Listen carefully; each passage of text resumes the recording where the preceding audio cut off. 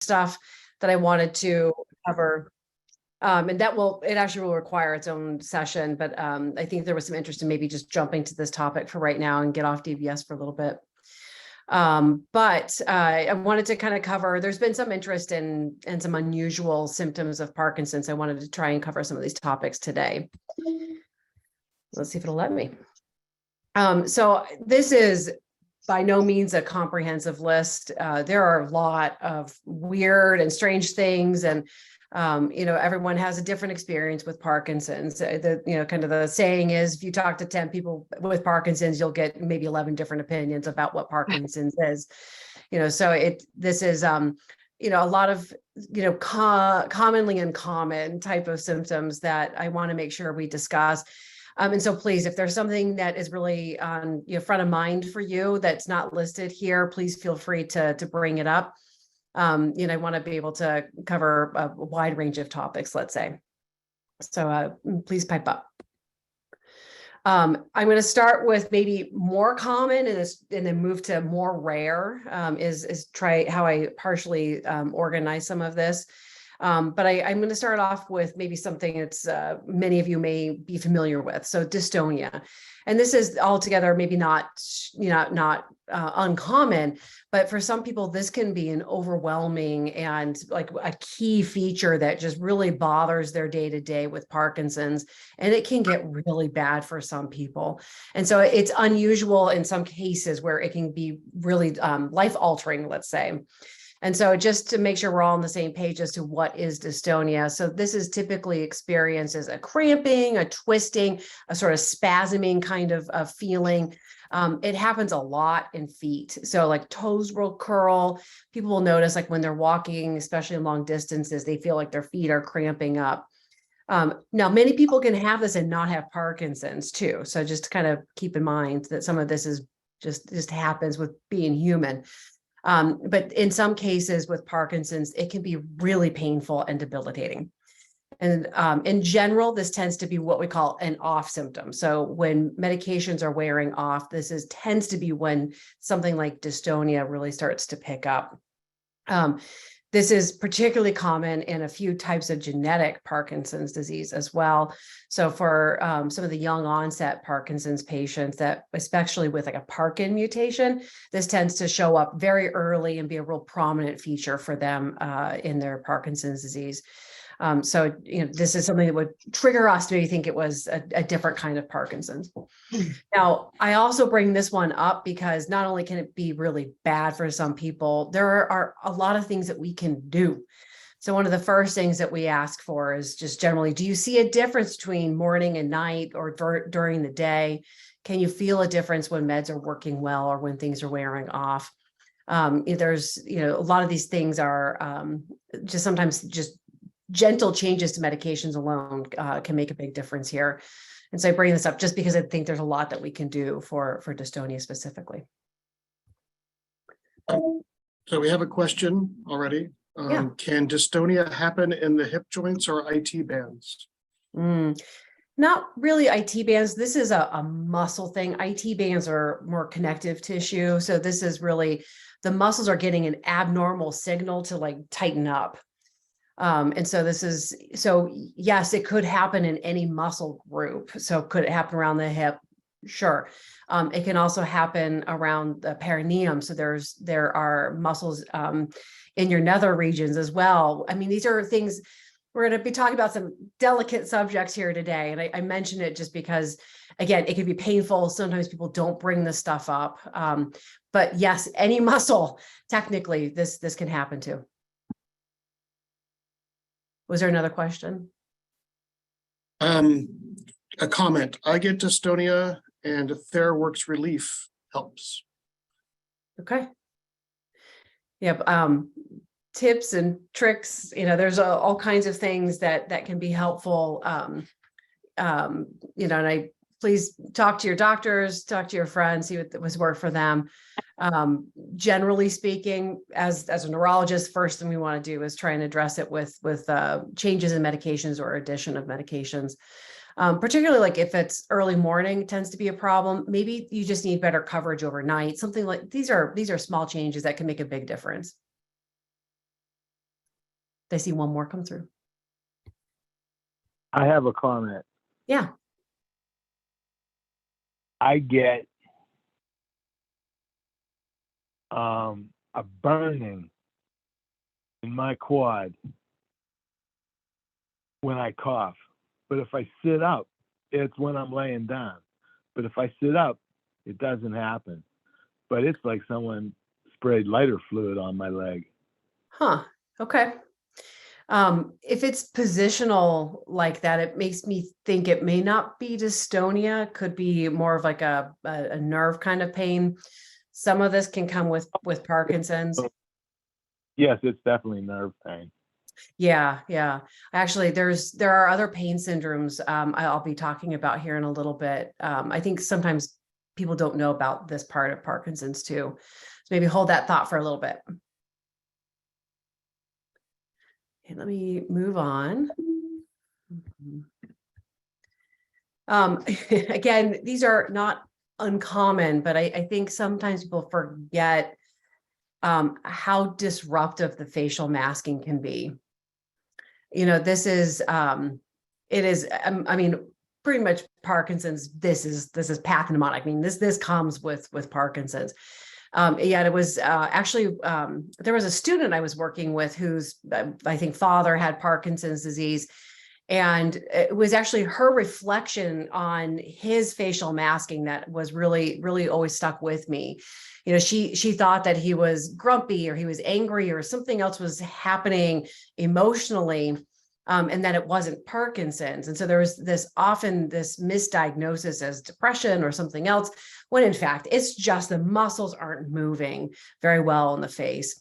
And, I think it's good for the community to know, that just the general population, because this is, an early sign for some people. And I think it changes the way that people without Parkinson's interact with our patients with Parkinson's. And so sometimes just even just stating it and being like, just owning it can often help break the ice a little bit. But I think humans are so expressive that this is a surprisingly hard one for some people, particularly if there's then dyskinesias in the face as well. I think that these are surprisingly difficult aspects of this disease. Oftentimes with the facial masking, there's volume issues as well. And so again, these things together, it really just changes the way that people interact with you and that you seemingly interact with them. So I just wanted to call this one out. Any questions on this one or any comments? With facial masking? It's the lack of movement in the face. So just less expression in the face. So you can see this cartoon here where the guy looks pretty much the same. If he's happy, sad, bemused, or gleeful, the face is pretty much the same. And just like the rest of the body gets kind of stiff and slow, doesn't move as well, the face does the same thing. So it just doesn't move. And it's not showing the emotion to the outside world, even if you're feeling it on the inside.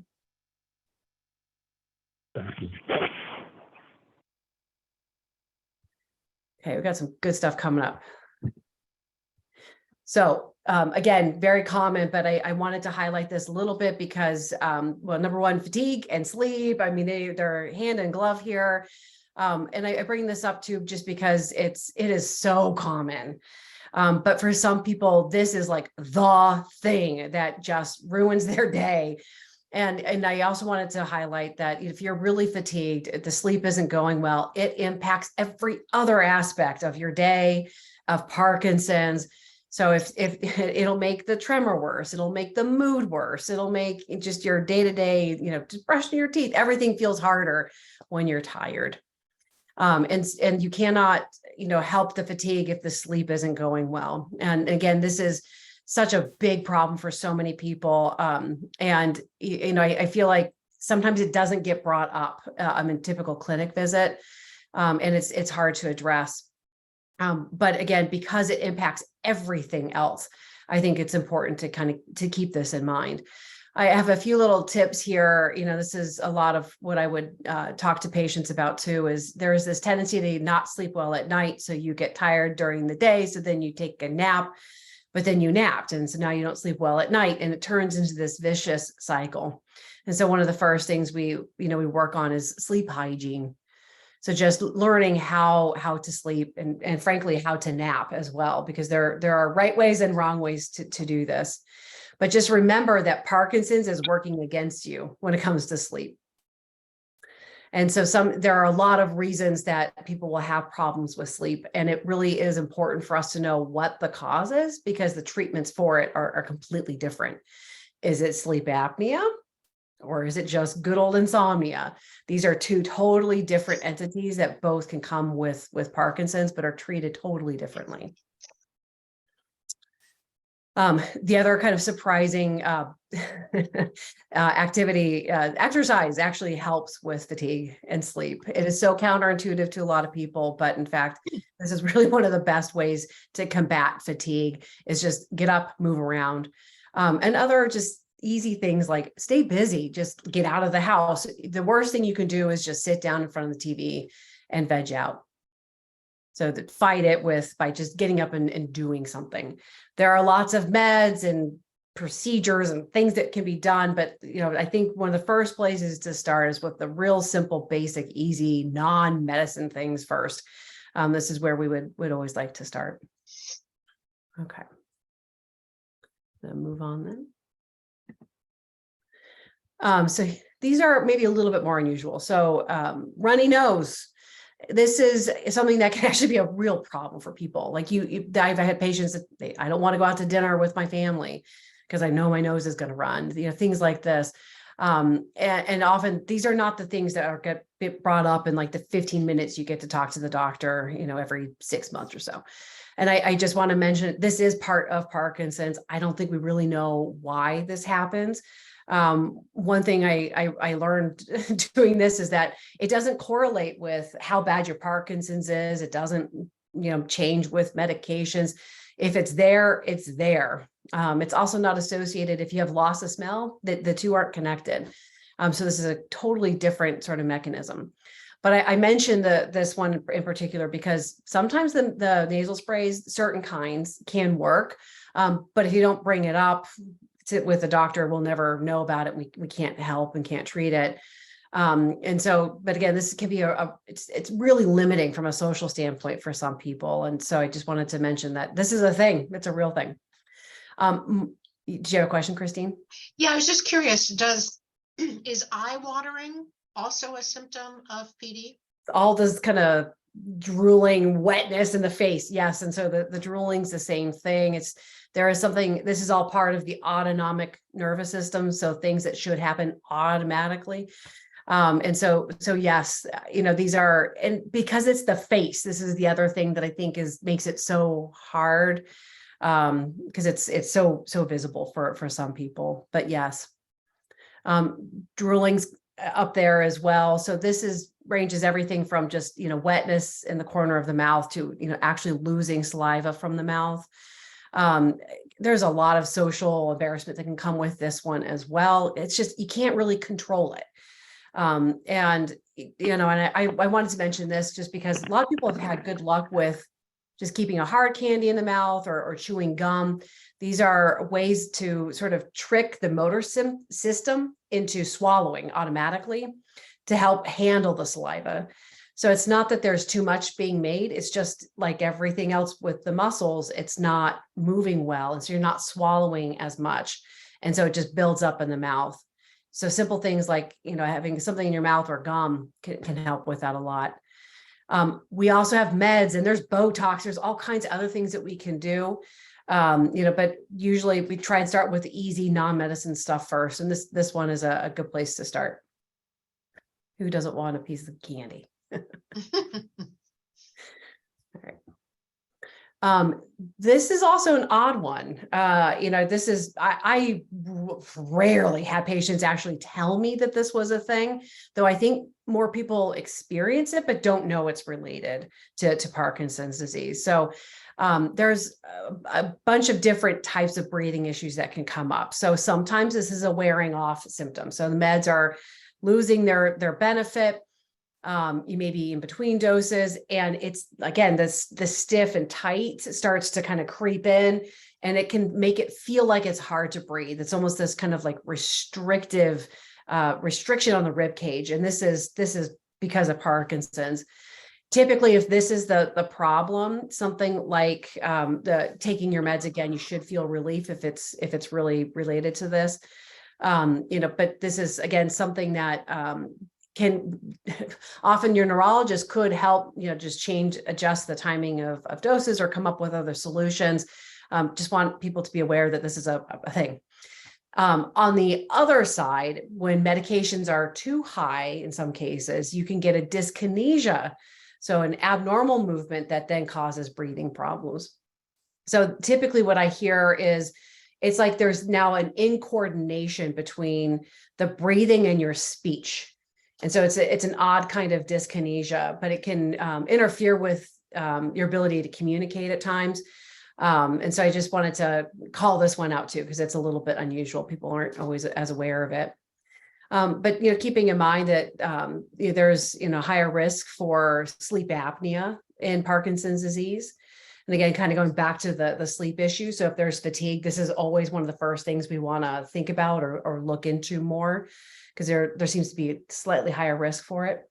But on top of that, the other breathing issue to keep in mind is that just because you're not swallowing as well, because there's, other issues with breathing, there's a higher risk for what we call aspiration pneumonia. So where you accidentally get, something into the lungs that shouldn't be there. So saliva, food, these sorts of things. And these are things that we worry about a lot as neurologists.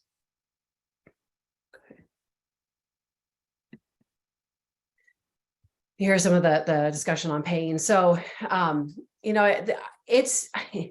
have here, it's like, it's just under half of patients with Parkinson's have some sort of pain issue. And I think a lot of this gets dismissed, where it's, I'm getting older, it's my back, it's my hips, it's this or it's that. When in fact, there really are some pain syndromes that are associated with Parkinson's directly. The sun just came out all of a sudden. So we talked about the nerve pain, and for reasons that I think we're just really kind of start to scratch the surface on understanding that, this is a nervous system disorder, and it can disrupt other peripheral nerves. It can cause problems with pain this way. And so I think the comment we heard earlier really fits in this category. More commonly, it's joint and muscle pain. Sometimes this is from the dystonia. So you can get like the twisting and cramping that can be painful. But and not to forget that, this could just be regular, arthritis and typical stuff. But if it is something like dystonia, again, that sort of pain syndrome is treated totally differently than if it's arthritis, for example. There's also problems. Posture is significantly affected in Parkinson's, and you can get issues just because of the change in posture. And so again, this is important to know if that's what the problem is, because again, we would address that in a very different way. And then there's something called central pain. So this is a completely different sort of syndrome. And again, this is very rare, but it tends to cause a really severe, just constant pain. It's like there's just no escaping it. Nothing seems to alleviate this. This is, again, exceedingly rare, but this is a different kind of pain syndrome that has definitely been associated with Parkinson's. You have to think about all of the other causes of pain and try to address that first. This is almost what we call a diagnosis of exclusion. But if this is the case, sometimes there are things that we can do to address this, but you got to figure out what it is first. And the other thing that probably everyone knows, but I think deserves like saying out loud, is that pain has a huge impact on your mental well-being. And so if you are living with someone with Parkinson's, just keep an eye on them, because pain will affect everything. It's same with sleep and mood and everything else. So just know that this is it could be a major contributor to irritability and other mood changes. Again, depending on what the cause of the pain is, there are, a lot of physical therapy and exercise and things that we can do from a, again, non-medicine way. But sometimes just adjusting Parkinson's meds and Cinemet, that alone can help with some of these, especially if it's like a dystonia. But again, if we're talking more of the purely central pain issues in Parkinson's, there are other meds that we can try. There's other procedures that could be considered. So, please bring this up with your doctors. Any questions on pain, since we already had a comment? Okay. Then let me jump over to a few other kind of unusual symptoms. So, and again, this is one I feel like I often ask and it's never brought up, but vision changes can happen. So in fact, double vision is fairly common. Typically what people will say is, I'm having a hard time reading. When you have a book that's up close, you're asking your eyes to move this way, to focus on something that's near. And this motion of the eyes to kind of come together like this actually is really impacted by Parkinson's itself. This is actually in the same, that part of the brain is the same part of the brain that's being really affected in Parkinson's in general. And so this can go with the territory. Now, sometimes medications like dopamine agonists can do this as well. And so that's the first thing I look through in the list, is to see if that's there. So just to kind of keep that in mind, sometimes these little changes can fix that. But for people who really like to read and all of a sudden this is a problem, or it's an increasing problem, I want to do our best to make sure that you can keep up that activity if that's something that's really important to you. So please bring this up as well. Some other sensory symptoms. So again, loss of smell, I think this is just kind of well known. It can precede the diagnosis of Parkinson's by a decade or two. What's really interesting right now is that, especially with the Michael J. Fox Foundation, they're doing a lot of work right now to see, how you perform on smell tests and how it links up with genetic testing, and how we could potentially use that as an early predictor of who's going to go on to have Parkinson's. One thing that's really interesting coming out from all this work it's called PPMI. So they're trying to monitor changes in people that look like they're going to destined to get Parkinson's just because of their genetics, and following them for years. And it looks like the loss of smell, how bad that is, does get linked up. Then it does correlate with how severe the Parkinson's is, and a bunch of other symptoms. So I think that this is, common, but it's, what we're learning from this is really valuable and very interesting. And the other thing I want to point out is it's kind of sneaky. It just kind of shows up and you don't really notice it's happening. And then the other issue with loss of smell is it can really impact appetite. If you're not able to smell as well, you can't taste as well. This is one way where people can start to lose weight, for example, because the food just doesn't taste as good. Did anything pop up in the chat? Yes, one question. But they said you could answer this later on in the open forum. Can you comment on Amneal's next generation release of Rytary? Okay. Well, we'll talk about that one later. Another one that came up is loss of smell is also a symptom of COVID. Yes. So it is. Now, with COVID, for many people, not everybody, this tends to come back. In Parkinson's, this is just a gradual, progressive loss, typically, is what happens. Right. So the main difference there being, like, you may notice over the course of years, people around you will talk about how good something tastes or smells, and you'll gradually notice it doesn't taste or smell as good to you. With COVID, on the other hand, it's like the day after you get sick, hey, I can't taste or smell anything. And then a couple weeks later, it all comes rushing back. Exactly. the damage that's caused by COVID versus Parkinson's is the same part of the sensory system, but it's just that what is causing it's a little bit different. But I think it's an interesting symptom with COVID that I think we're going to keep following for a while. The story with COVID and other brain diseases, this is ongoing. We're learning as we speak. Okay, we move on. Skin changes. This is again, I think many patients know this, but maybe don't link it to their Parkinson's. And for me, like it's so outward. And again, a lot of this is especially for this seborrheic dermatitis, like this is something that's so visible. But this is it's interesting because there's literature out there to say that if you have these changes in the face, so this is like the little bit of redness, you can maybe see some blood vessels or get the flaky, you can see in the nose, it's like a flaky kind of patchy looking stuff. It tends to happen in the folds here around the hairline, even in eyebrows wherever you may have hair. And it happens a bit more in men than women. And again, if I see this, I'm actually wondering if they have Parkinson's. If I see nothing but the face, it makes me wonder immediately.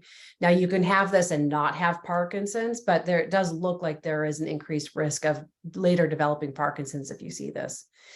There are some things that can be done, a lot of topical type of agents and creams and things that can be used to manage this. If it doesn't bother you, it doesn't bother you, then don't do anything about it. But for some people, it can be bothersome. But again, it's just kind of one of these surprising things that if you don't know Parkinson's well, this could be a bit of a surprise. I think more people may be familiar with the link with melanoma. This is, I think, even listed in, yeah, go ahead. Before we go to melanoma, somebody asked, what are some of the topical agents you would recommend or that other people have used for the seborrheic dermatitis? So I will leave that to your doctor to answer, but just know that there are lots of agents that can be used. Sometimes it's just the way that you cleanse your face can help alone, but please talk to your doctor about specific medications or regimens to try. We also in the middle of talking, there was a question that came up going back to the sense of smell. Yeah. One person commented that their sense of smell seemed to get more acute after Parkinson's diagnosis. Have you heard of that happening? Yeah, it's funny. I almost said something about this, and even if it's not like what I've also heard is like it'll come back at moments and then go away again, or the sense of smell is still really good for certain things, but then not everything else. So I've everything under the sun I've heard. By and large, most people have loss of smell. This is, really kind of a classic feature, but not everybody. And this is actually some of the work I mentioned with the Michael J. Fox Foundation. This is part of what they're trying to understand and figure out on top of that. So, yes, it happens. The exact opposite can happen. Yep. Okay. And we'll move on to melanoma. I think melanoma is even listed in like the sheet that you get from the pharmacy for Cinemet. I think this is even mentioned here. But there is this weird link between melanoma and Parkinson's disease. So this melanoma is probably one of the scarier types of skin cancers that are out there. So just as an aside, the same cells that make up the melanin containing cells are the same, they come from the same embryonic development type of cells. So it's not a huge leap in logic that there is a link here. And so this is part of why we think there may be a risk with Parkinson's and melanoma. I've been asked many times, is there an increased risk of melanoma taking levodopa? And this has not looked like it has bared out in research. These are actually, it's a difficult question to ask from a clinical trial standpoint, but I mean, the literature really just doesn't support there's an increased risk of melanoma with the use of levodopa. I just wanted to throw that out there. However, just having Parkinson's increases the risk. So please, especially if you've had any risk factors, so being light skinned, red hair, lots of freckles, been out in the sun a lot, those already put you at increased risk by themselves. So just make sure you're doing regular skin checks and go to dermatologists, these sorts of things. And just not to forget that this is a thing, even if you have Parkinson's. Rosacea is maybe a bit more common. So this is the seborrheic dermatitis and the rosacea tend to kind of run together sometimes or mistaken for each other. It's really just this reddening in the face, and can come with like pimple type of looking parts on the skin as well.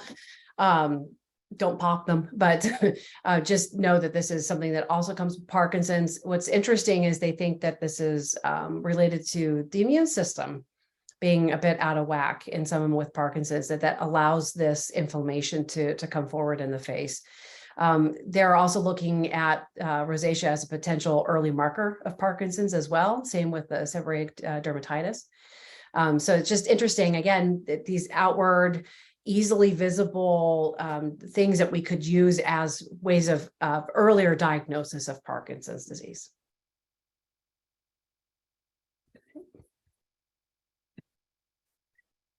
Now, I said delicate topics we would be talking about a little bit today. So there are lots of problems below the belt, and I wanted to bring this up. I'll try and do it in as a delicate fashion as possible. But these are a lot of topics that some people maybe don't want to bring up or don't realize are related to their Parkinson's, or they're hard to address. Start with incontinence first. So again, obviously this can be a very embarrassing symptom for people. It interferes with your day-to-day activities. It can interfere with sleep. One of the biggest problems I hear is I had to get up, this many times a night to go to the bathroom. So this can be, a big problem that impacts, so many other aspects of just living with Parkinson's. Now, there is loss of urine. There can also be loss of stool. So both things can happen. And again, I just mentioned this because it's a thing. And if it's a problem for you, please bring it up to your Parkinson's doctors, because there are some things that we can help with. Typically, when it comes to urinary control, it's like a sudden urge, or there's this increased frequency, like you have to go all the time. Again, some of this is the autonomic nervous system isn't working well. And so this is another, issue with that. And so some of the things that we can do to help are to try to address the autonomic nervous system. Sometimes, though, it's not really the bladder, it's the motor symptoms. So you just physically cannot get to the bathroom in enough time. So if this is really a wearing off issue or something that you can really relate to the timing of medications, sometimes that's all that needs to happen, is just adjust how your meds are working. But other tips and tricks. So, some of the easy stuff you probably already know. So just limit the amount of fluid that you're taking in, to help reduce the number of trips to the bathroom. One other trick that I think works very well, and what you'll hear this from urologists, is schedule your trips. You can train your bladder. You can work around the autonomic nervous system, and by just setting an alarm, and you go every so often. So what you do is you set it for a very frequent at first, and you try to extend the time in between bathroom trips. And this is how you can retrain your bladder to be able to hold a little bit more. Or you could just learn how to become a doctor and have to hold it all the time anyway, because that's how I learned. There are lots of medications that can be tried. They may have interactions with other Parkinson's meds, so make sure you're talking to someone who knows that. And then on top of that, if we're talking about urinary issues in particular that are so bad that all the typical easy stuff isn't working, there are neurourologists. So they specialize in the brain bladder connection, and they can help with more extreme resolutions like stimulators and Botox. And there are a lot of other things that we can do if this is really a big problem for you. So just keep it in mind that there are specialists that do nothing but this one little niche area. Any questions on incontinence right now? before I move on. Then I will move on to erectile dysfunction. So this is, for some people, for men, this is an early symptom. Again, it can happen with aging. And so it's often discounted as, this is just the consequence of getting older. But it's actually more of a compounded problem in Parkinson's disease. Again, this is an overall issue with the autonomic dysfunction. So just the way the blood vessels work in Parkinson's disease, they just don't work as well. And this is part of the reason why there's can be such profound erectile dysfunction for patients with Parkinson's. One other aspect, though, and this is, I think, an area that's still actively being studied, is it looks like Parkinson's may be linked with a testosterone deficiency on top of that.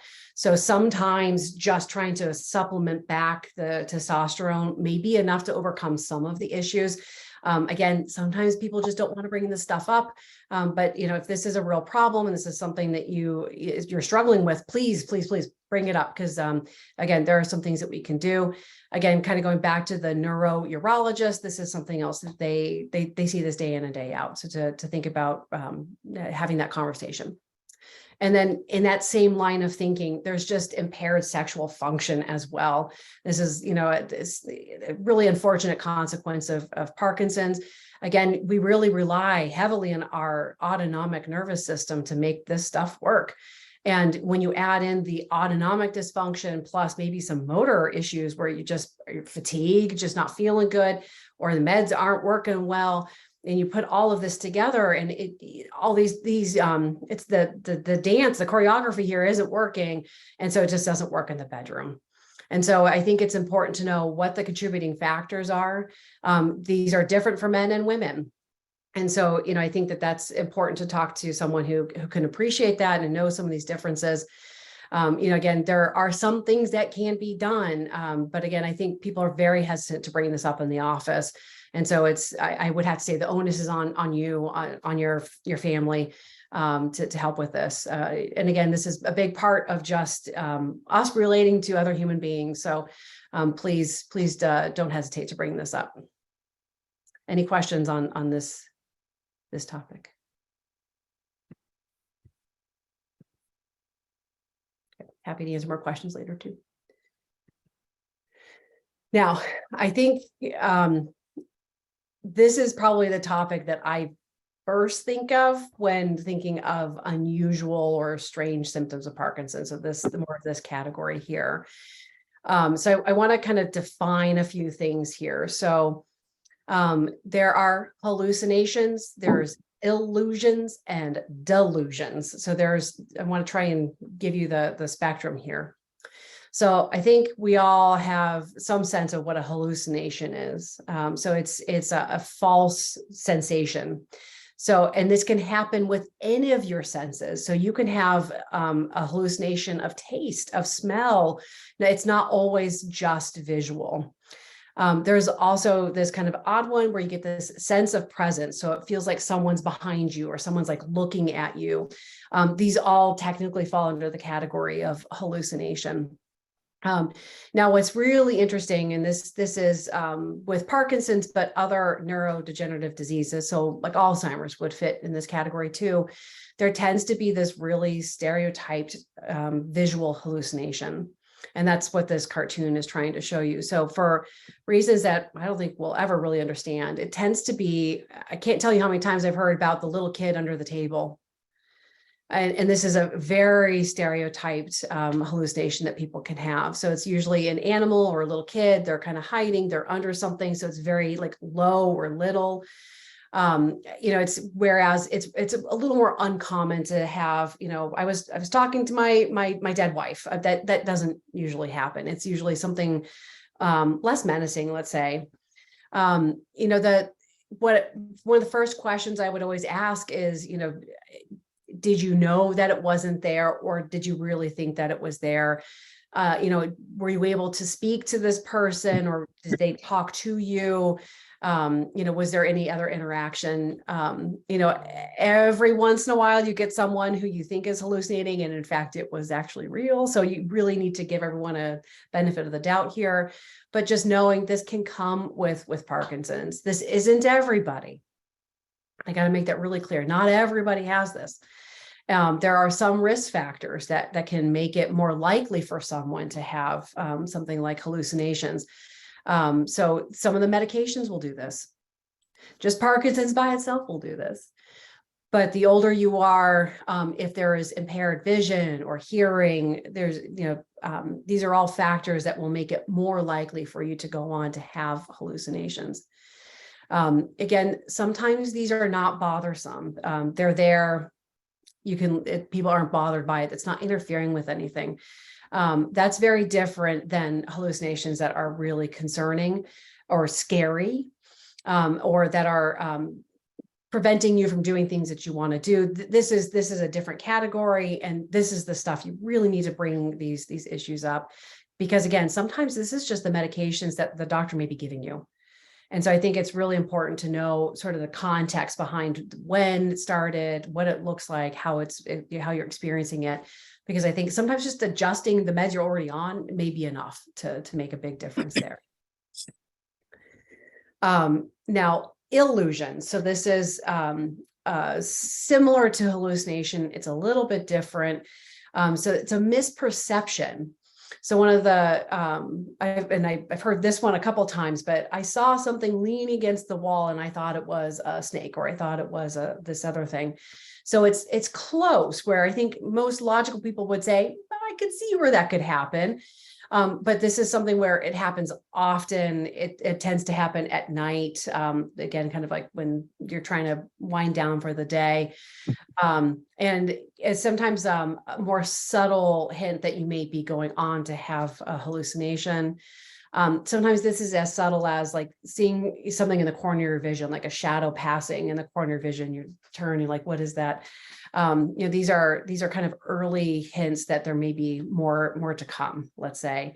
But again, this also can be from medications, or it's just because you need new glasses. So it's like, I think it's really important to recognize that it's there, acknowledge it, discuss with your doctor, because again, these are important things to help us know what's going on and how to guide you through through managing these things. Now, one other weird one, there can be delusions. So a delusion is kind of a wrong thinking, let's say. So typically these are like very strongly held, like I believe, like I know this is happening, when in fact there's plenty of evidence that for most people say that can't be happening. There's no evidence here to prove that. In fact, it's to the contrary. And yet the patient will be like, no, like I know it's happening. And this is tough. This is really tough. Now I have a couple of syndromes mentioned here. These are very parts of neurology that I think are just fascinating. It's not good to be interesting to a neurologist, I think. But like Capgras syndrome here. So this is not unique to Parkinson's, but I've seen it plenty enough. I think it deserves being mentioned. But this is a syndrome where that's not your spouse. That's an imposter. Someone has come in, taken over their body, and that's not them. Looks like them, sounds like them, behaves like, but it's not your spouse. So it's one of these weird, very strange syndromes that can happen in Parkinson's disease. Othello syndrome, just as the Shakespearean play would imply, you are certain your spouse is cheating on you. So again, these are, as you can imagine, incredibly hard on the family. And I mention this because I think, in the families that I've worked with on things like this, if you've lived with this and you have finally a doctor saying, no, that's not them. It's not you guys. This is the Parkinson's. The blame belongs there. The family just gets relief. Everyone kind of understands better. They learn how to handle it a bit better. Because this is day-to-day stuff that can just be such a big problem. And so, knowing what it is, I think can be a huge help in just giving some relief for families. There are some meds, sometimes it's the meds that we're giving, sometimes it's just the Parkinson's, but that there are other meds that can sometimes be used to help combat this. And so again, I've had families being really sheepish to bring this up, and yet thank you for saying this, because I can't help at all if I don't even know it's a thing. So I can see the chat looks like it's ticking. So are there any comments here?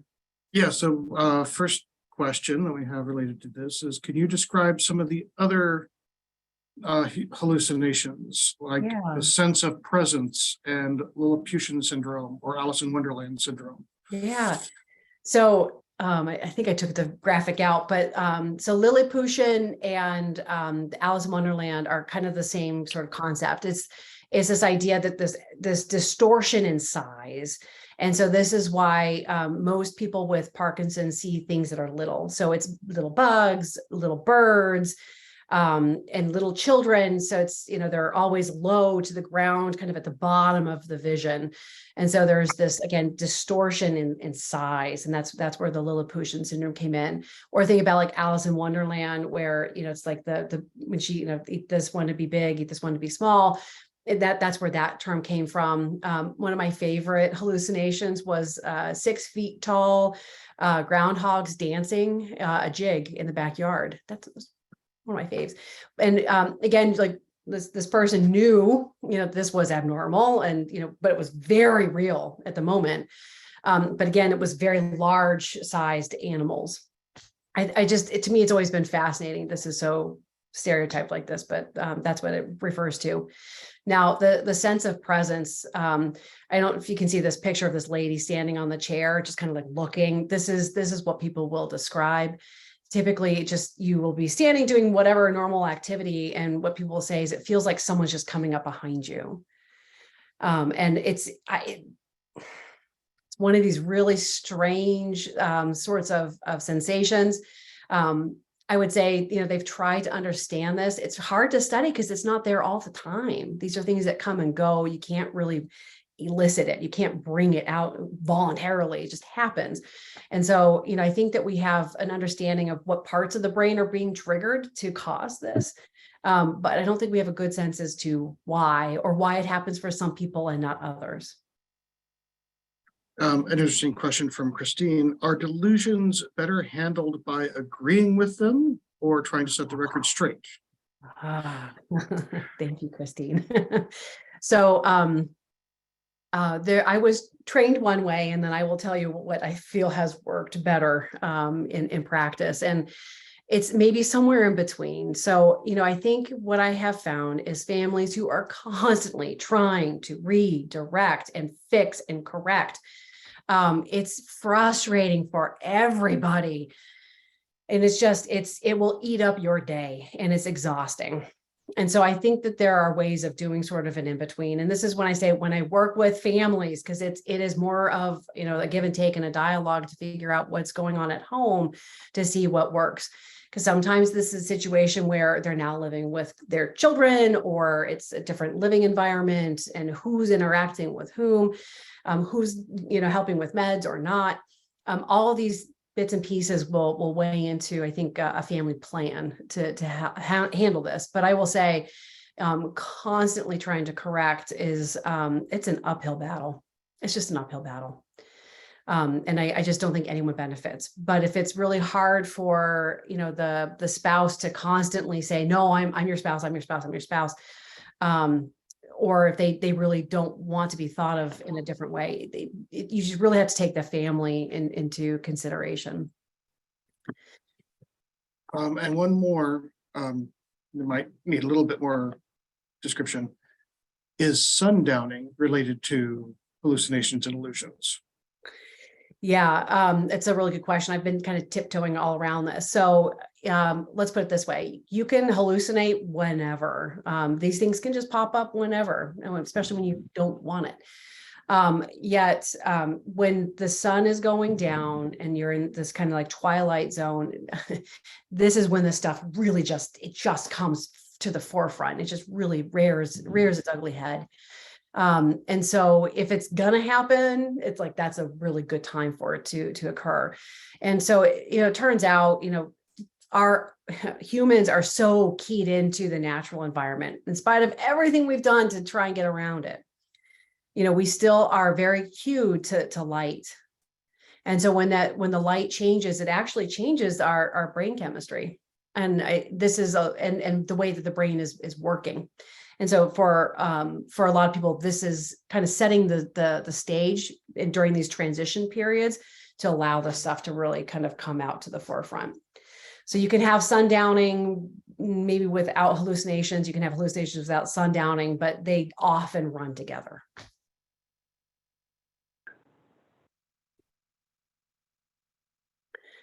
I want to get to at least if I can get to one more after this, but I just want to mention apathy. This is a really, really hard one. Typically patients aren't feeling bad. They just don't want to. It's like meh, just meh. It's often confused with depression. This is often really hard for caregivers and spouses and children. The dad's depressed and he's like, no, I'm fine. And then you add on the facial masking, like this inability to really kind of express yourself, and it just compounds even more so. This is often more of a problem for the family than it is for the patient themselves. There are a lot of, let's say, behavioral modifications that can be done to help. Medications tend not to do a whole lot, but they can for some people. Again, you need to first to say, is this depression or is it apathy? Because depression will respond to antidepressants. Apathy tends not to. And so, to save everyone a bunch of trouble, just make sure you know what it is that you're dealing with. And I have these two pictures here because, apathy can look really sad, but I want to remind everyone that depression and anxiety can look happy too. And so you can't always go by just the outward presentation of this. You really need to dig deeper. It's more than just what you see on the outside. And I just want to mention, just like with the sundowning we were just mentioning, oftentimes in one of the earlier symptoms, it's just anxiety that starts to like perk up. And someone who maybe never had anxiety and doesn't even know what it feels like will start to have some anxiety that really drives a lot of the sundowning. And then depression looks different in Parkinson's. It tends to, especially when in older patients, it looks different. Sometimes this is just irritability. That's it. Like, grandma's cranky, right? I mean, that can be all that's there, when in fact it really is depression. And again, this is Parkinson's working against you. There are changes happening in the brain chemistry that are causing the depression and anxiety. It's not the person. There's not a problem with you. It's the Parkinson's that's doing it. And again, sometimes when you realize that, it makes people more comfortable and open to bringing this stuff up to talk with their doctors. And this is depression, anxiety. We can definitely help with this stuff. Like the meds are really pretty good for this. And it's not a failure in your character. This is the Parkinson's, wreaking havoc in the brain. So just keep that in mind. And I wanted to get to this one too. So this is a big problem for some people, but not everybody.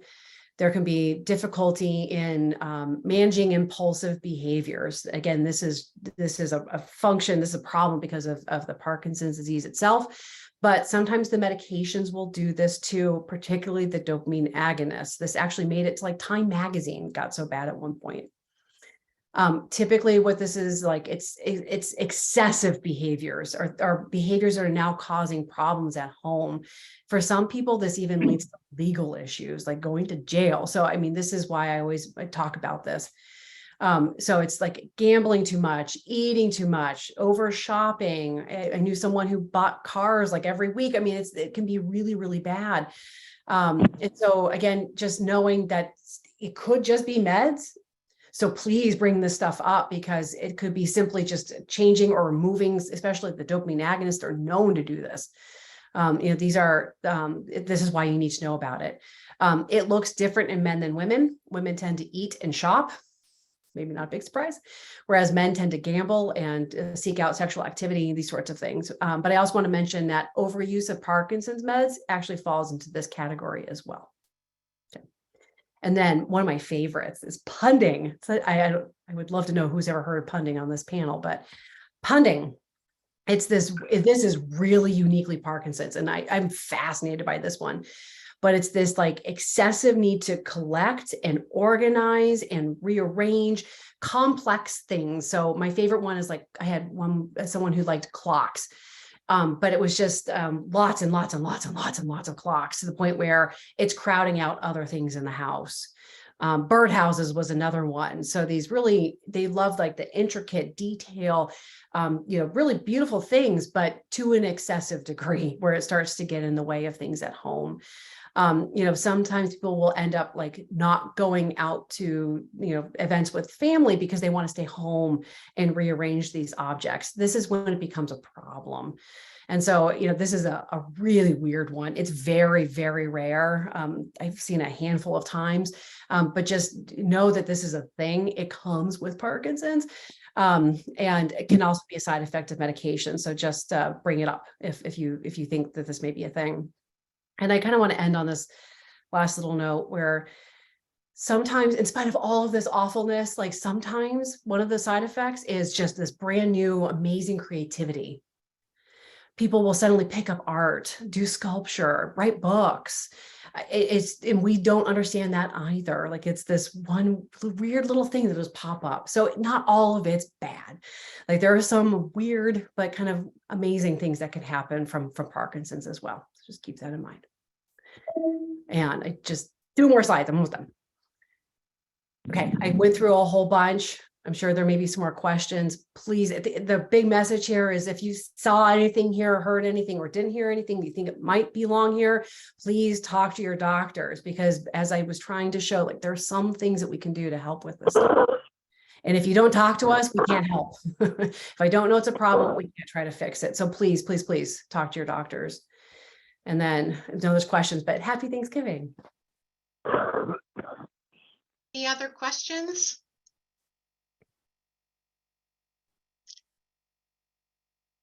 Here's one. Any suggestions on dealing with constipation? Never had an issue with PD diagnosis. Sorry. Yeah, so I shouldn't even mention that one because it is so common. It is like you have Parkinson's, I assume you have constipation. It's not for everybody, but it's way up there. It's starting with the easy stuff. It's all the stuff your mom would have told you. Drink lots of water, get exercise, eat your fruits and veggies. These are the places to start. Oftentimes that may not be enough for people with Parkinson's, but you should do all that anyway. So we've had really good luck with fiber, like the psyllium husk. So the problem with the gut in Parkinson's is it's just like the other muscles. It's stiff and slow, so it's not moving well. And if the gut's not moving, you're not pooping. It's just that simple. And so when you take things like the psyllium husk, the fiber, the way that works is it soaks up water and it gets fluffy and it stretches the gut. And it actually helps by doing that stretch. It actually adds more stimulation to the nerve saying, okay, we need to move and get this out. And so always look for the stuff that fluffs up, that has psyllium husk. Miralax does the same thing. So it has the same effect where when it gets in the gut, it gets fluffy and it absorbs all that water, stretches the colon. That's what helps get things moving along. Stimulants, it's more pain than it's worth. It's just, I cannot recommend them. But I would always start with the more natural stuff first, fruits and veggies, like easy. There are some GI doctors who also specialize in the neuro-gut interaction. And for some people, they need to go that route because things are just too far gone. There can be a vicious cycle. So it's good to stay on top of it because this stuff will put people in the hospital if you don't stay on top of it. And just as an anecdote, for years before she was actually diagnosed with Parkinson's, my own grandmother, like her daily diet consisted of Mucilix and prune juice Mhm. And for years, we just thought my grandparents had a bad diet, but, you know, it was almost certainly an early sign of Parkinson's, of her Parkinson's. Undoubtedly. They, Karen Schaller recommends a kiwi for everyone to help with Mhm. constipation. Actually, that was recommended when I was pregnant too, for the same reason.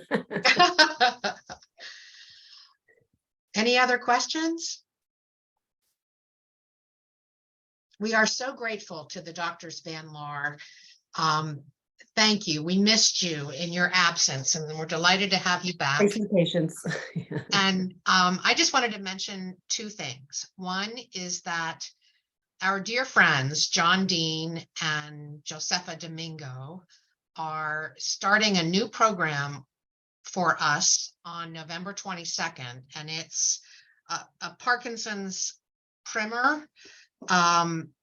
But it really is going to cover a lot more. John and Josefa have been doing this program for Innova Health in DC, and it's been, I participated, and it's been very well received. And I think it could be very helpful. We're going to record the sessions and have them available to anyone to watch, refresh their knowledge. But we invite, many of you have already signed up for the 22nd session. And then the other thing is we're doing a little fundraiser right now with Pampered Chef. So if you have any desire to fill stockings with little gadgets or buy some things for your kitchen, please do so via our link, because a significant portion is being donated by both Pampered Chef and our consultant who's giving up her commission. So Oh, it's nice. isn't that nice? Really nice. Oh, good. Thank you for putting it in there, Lauren. Yeah, I put both of the links for the Pampered Chef and for John Dean's program. So click there. They're also in the latest email that we'll send out another one as a reminder, and on our Facebook page too. And PFWPA would like to also wish everyone a happy, healthy, safe time with family. And despite our challenges, we are all blessed. So lots of thank yous in the chats, Doctors Van Laar. Yeah. Thank you, everyone. Happy Thanksgiving. Happy to be here. Thanks for your patience. Sure. Take care, everyone. Reach out if you need us. Bye, thank you. Bye. Hey, everyone. Bye.